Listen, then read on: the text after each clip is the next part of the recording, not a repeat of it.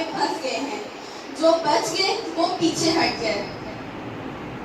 Major हबीब, major अजीज भट्टी और सूबेदार अलमज़ेब शहीद हो गए।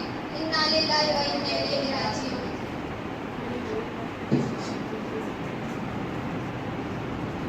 और सर, हमारे रॉकेट लॉन्चरों के हाथ गोले लोड कर करके सूज गए हैं और उनके छालों से खून रसने लगा है, लेकिन उनकी कार्रवाई में एक लम्हे का भी वक्फा नहीं आया। किस कदर अजीब बात थी कि तमाम तोपची एक ही आवाज में कलमा तैयबा का विर्द कर रहे थे, और वो भी इस तरह के ला इलाहा इल्लल्लाह पर गोला लोड करते और मोहम्मद रसूलुल्लाह पर गोला फायर करते थे।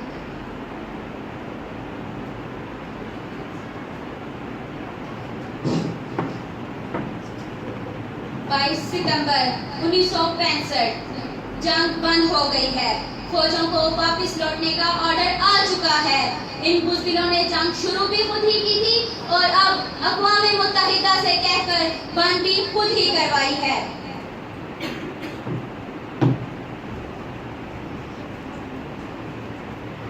आओ हम दुआ करें कि अल्लाह हमारे शहीदों के खून के नजराने को कबूल करे।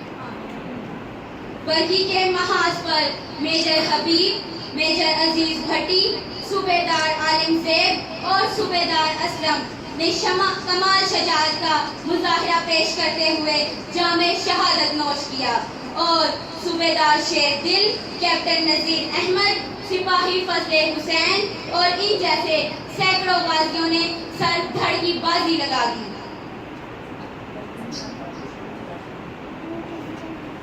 सर, बरकी में हर तरफ दुश्मन की लाशें बिखरी हुई हैं, मगर वहाँ हमारे किसी शहीद की लाश मौजूद नहीं। हिंदुओं की बेहिसी तो देखिए, इंडियन आर्मी ने अपने सिपाहियों की लाशें तक